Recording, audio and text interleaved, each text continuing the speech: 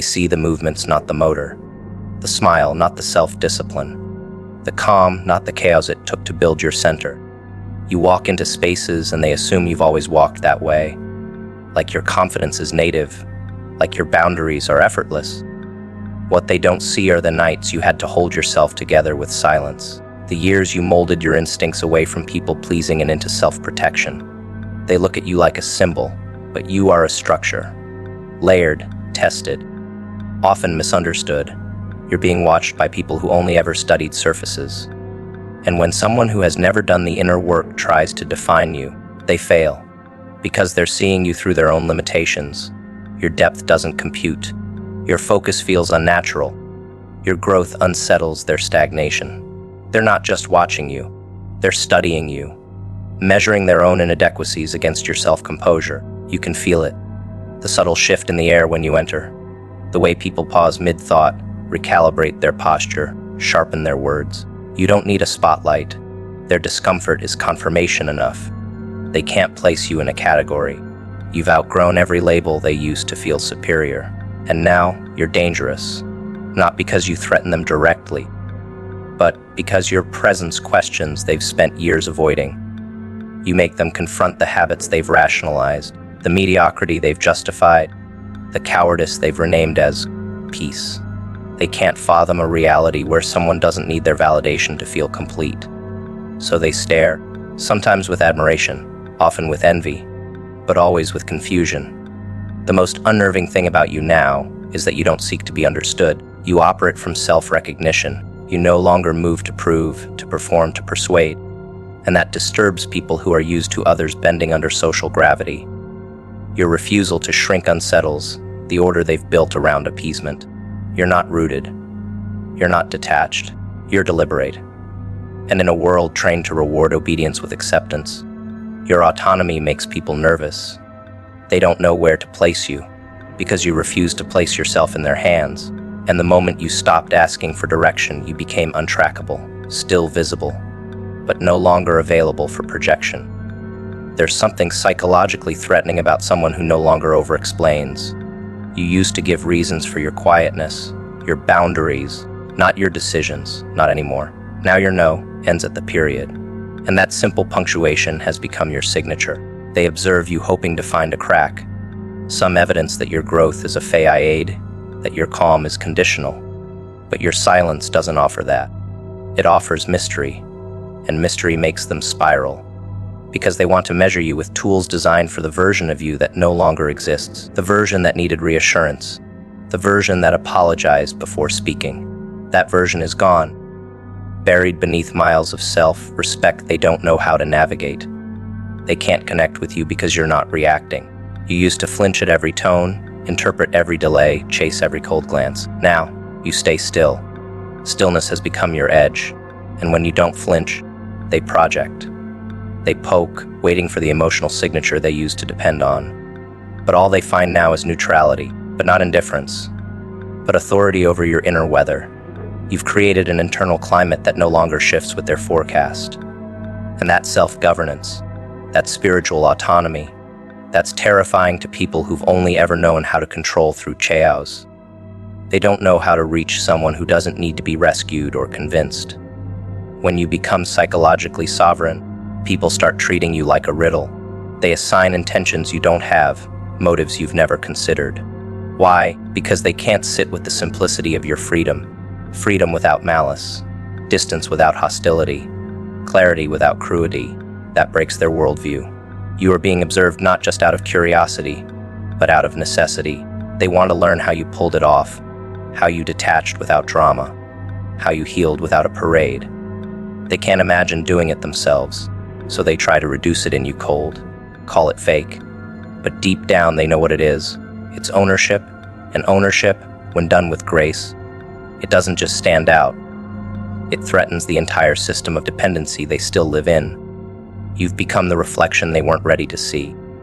A mirror with no distortion. You show them what discipline looks like when it's not performative.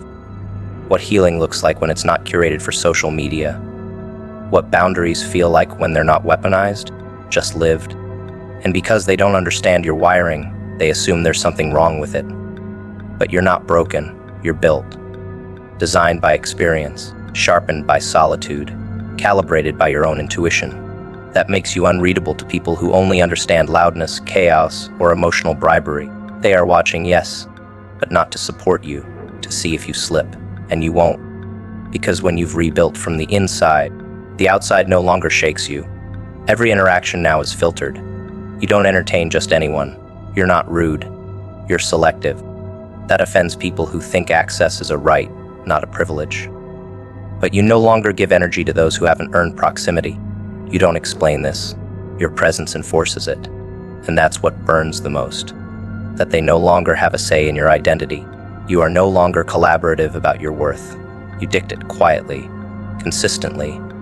That alone makes them watch you with a mix of awe and resistance. Because on some level, they know you've tapped into something they've never dared to pursue. Freedom from performance. What unsettles them isn't what you say. It's what you don't. You don't explain why you stopped showing up. You don't justify why you don't engage. You don't narrate your withdrawal. And that mystery becomes the sermon. It haunts. Because in your silence, they're forced to sit with the last version of themselves that had access to you. And they don't like what they see. Your distance has become diagnostic. Your detachment, a form of feedback. You didn't raise your voice. You didn't campaign for understanding. You just exited, and that exit keeps echoing, louder than any argument would have. Their minds can't compute someone who healed without applause. You didn't document your pain. You didn't curate your journey. You didn't frame every setback into an Instagram caption begging for sympathy. You weren't loud about it. You didn't gather likes as bandages. You weren't building a brand. You were building a foundation. Quietly, patiently. While they watched others chase visibility, you disappeared. You vanished into solitude, not to punish the world, but to finally listen to yourself. You let the noise die down so your instincts could speak up. That kind of healing, it confuses people. Because they don't know how to define growth without an audience. They think something only matters when it's seen. So when you emerged, sharper, clearer, unreadable, they scrambled to make sense of it. But you weren't built for their comprehension. You were built for your peace. They wanted a timestamp, a broadcast, a timeline they could follow, like a show they forgot they weren't cast in. But healing, real healing, doesn't come with scene changes. It comes in stillness. It comes when no one's checking in, when the texts stop, when the room empties. When you stop being asked to explain your sadness and start asking why you kept entertaining it in the first place. You faced yourself in those moments. You took accountability without turning it into performance. You didn't need pity. You needed evolution. And they don't get that. They think power is loud. But the most dangerous people are the ones who rebuilt in silence, because they didn't heal for the applause. They healed for exit. They healed to never return to that version of themselves again. They need your story to be more theatrical, so they can feel involved. They want to say they were there when you rose, but they weren't. They were there when you collapsed, and they stepped back. They watched you drown quietly and justified their distance. And now that you've resurfaced, whole, detached, unreadable, they feel out of place in your new atmosphere. They pretend to celebrate it. But there's tension behind the smile, because your strength is no longer rooted in community. It's rooted in solitude. And nothing terrifies people more than someone who became whole without needing witnesses. They can't compute it because it means their role in your life wasn't necessary. And deep down, they always assumed you'd return to them once the pain passed. You didn't. You moved forward without leaving directions. You didn't heal in stages. They assumed you did. That it was linear. That it followed predictable patterns. That it looked like all the buzzwords they've memorized but never embodied. But your healing was chaos that you turned into coherence. It was spiritual surgery performed with no anesthesia. You blot alone. And while they counted your silence as weakness, you were studying your own survival. You were learning how to hold yourself. And now, when you show up clean and unbothered, they wonder how you managed it. What book did you read? What coach did you hire? What workshop did you attend? But the answer is simpler and more threatening. You chose to change, not for show. Not for revenge, not for validation, just for yourself. And that kind of change is not marketable. It's not pretty. It's powerful. They can't comprehend healing without an audience because their worth is wired to external mirrors. They think growth is only real when someone claps for it. So they keep performing. They keep curating trauma like it's a storyline. And when someone like you shows up, quiet, grounded, with no script, they panic. Because you're proof that there's another way, a quieter way, a more honest way, one that doesn't center on being liked, one that centers on being aligned. You weren't seeking to inspire, but now your presence confronts people. Because healing without applause is a kind of rebellion, a rebellion against the culture of constant exposure. And rebels, they don't need permission. They just become. There's a special silence around someone who healed alone. It's not emptiness, it's authority. You don't fill space with noise anymore. You fill it with weight. Your words carry edge now. Your absence is deliberate. You no longer participate in conversations out of politeness.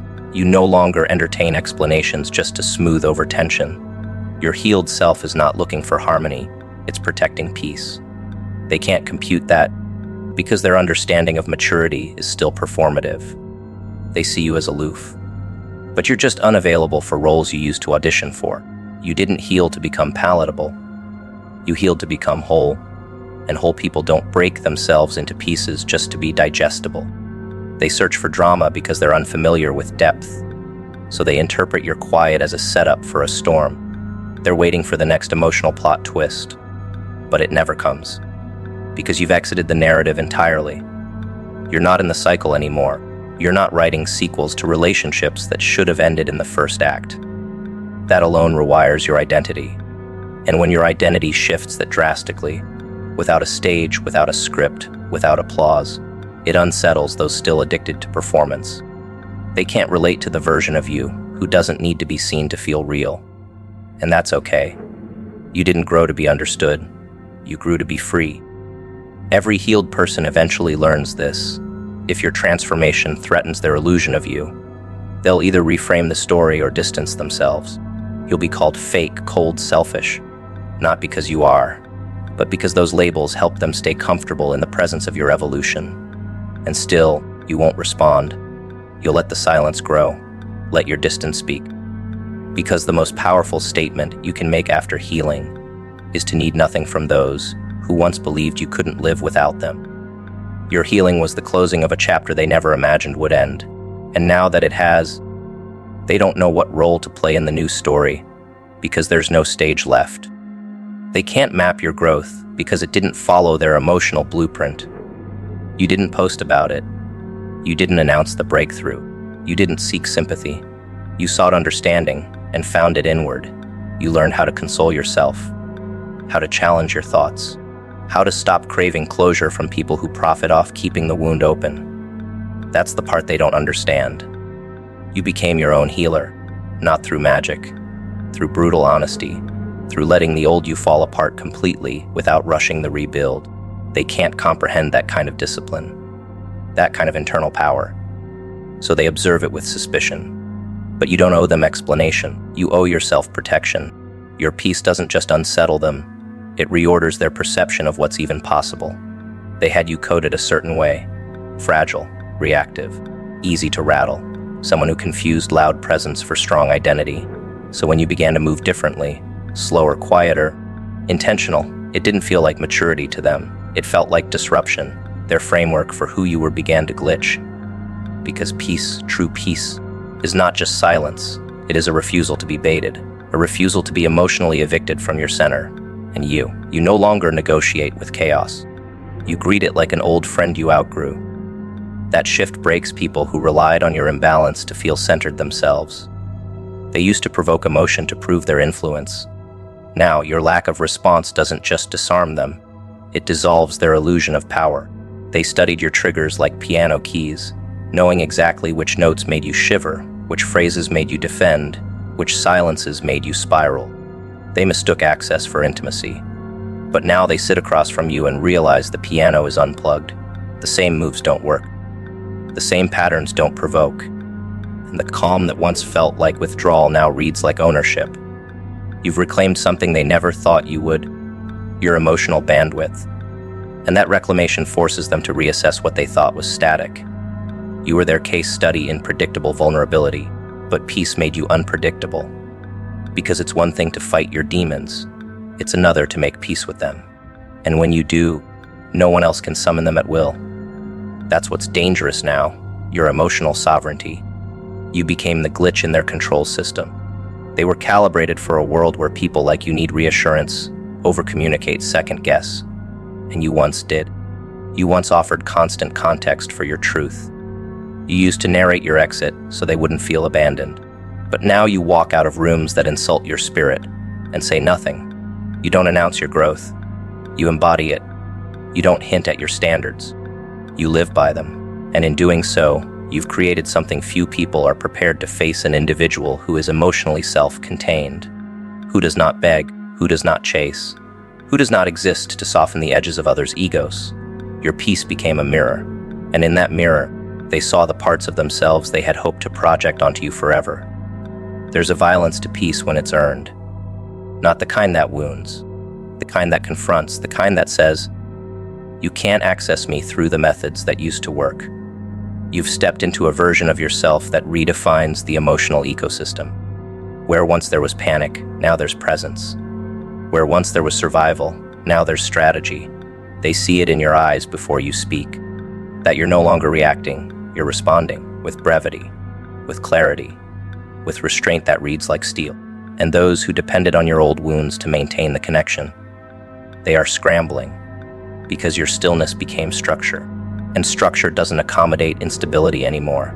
It offers terms, and those terms are no longer adjustable.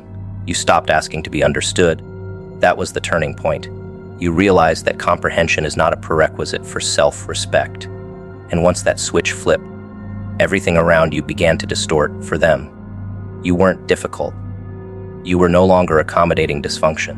You weren't closed off. You were protecting your nervous system from unearned access. Your peace made them see how loudly they lived, how chaotic their self-perception was. Because when someone calm enters a room full of people trying to validate themselves through noise, the silence is unnerving. It reveals the desperation underneath the performance. And you stopped performing a long time ago. You don't need the role. You built your own stage. They still don't know what to call it. They use words like changed, cold, intimidating. What they mean is, you are no longer dependent on them to define yourself. You have re-centered your worth. And they were never prepared for that. Because people are conditioned to recognize rebellion when it's loud. But peace is the quietest rebellion of all. You're not arguing with them. You're not defending your transformation, you're just being. And that being has become untouchable. Not because you've armored yourself, but because you've edited your boundaries to reflect your values. That edit, it reordered their reality. Because now they're seeing that safety isn't found in being liked. It's found in being aligned. And you've become aligned. Your energy doesn't ask for permission anymore. You enter spaces and you belong, not because you demand it, but because you don't question it. That unnerves them. Because the old you would scan the room for acceptance. This version only scans for intention. You read people now. You read tone. You read behavior. And you edit access accordingly. Without guilt. That energy doesn't just unsettle people. It changes them. It confronts their inner laziness. Their emotional shortcuts. Their outdated templates for connection. You've become someone they can't coach, manipulate, or mentor. Because you no longer see them as someone to become. You see them as a data point. And data points don't determine your path anymore. When they interact with you now, it feels clinical to them. Clean, controlled. Because you're no longer emotionally open to chaos masquerading as care. You speak precisely. You choose when to engage. You know what it costs you to overextend, so you simply don't. And that self-containment isn't cold. It's exact. It's the kind of presence that rewrites the pace of a conversation. They lower their voice around you. They check their phrasing. Because even if they don't understand it, they feel it. That being near you requires more than charisma. It requires integrity. They can't just charm their way in anymore. And that's what peace does. It doesn't just disarm dysfunction. It holds up a mirror to it. You've replaced emotional availability with emotional intelligence. You don't feel obligated to absorb what others can't process. You listen, but you don't internalize. You empathize, but you don't entangle. That difference has restructured every relationship you have. People who were drawn to your chaos now feel out of place in your calm. People who thrived on your self-doubt now see a wall they can't scale. And your peace, earned through layers of deliberate self-awareness, does something irreversible. It reframes you.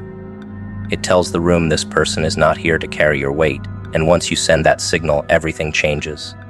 Not with aggression, with gravity. Your peace doesn't need to be defended. It speaks for itself. It lives in your choices. It breathes in your presence. It burns quietly in your eyes. And those who are still addicted to drama, to ego, to constant stimulation, they don't know how to exist around it. Because you've made them realize something terrifying all along. They could have evolved too, but they didn't. You did. And now your existence reorders their sense of what's possible, not by convincing them, by embodying the kind of calm that only comes from doing the work they're still avoiding. You became a mirror too clear, and that's when the tension started.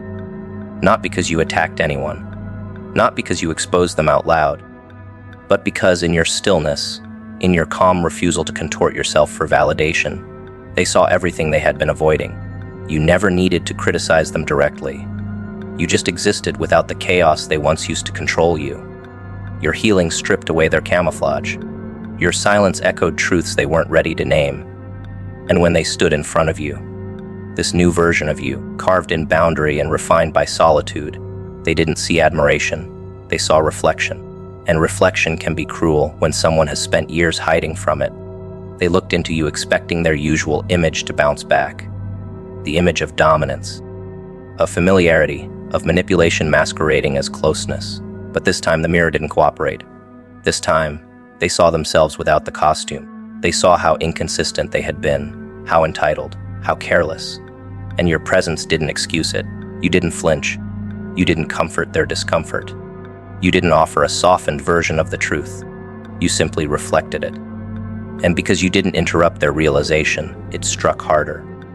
Because when you become a mirror that no longer distorts, the people who depended on their curated image begin to feel disoriented, unsettled, sometimes even hostile, not toward you, but toward what you show them about themselves.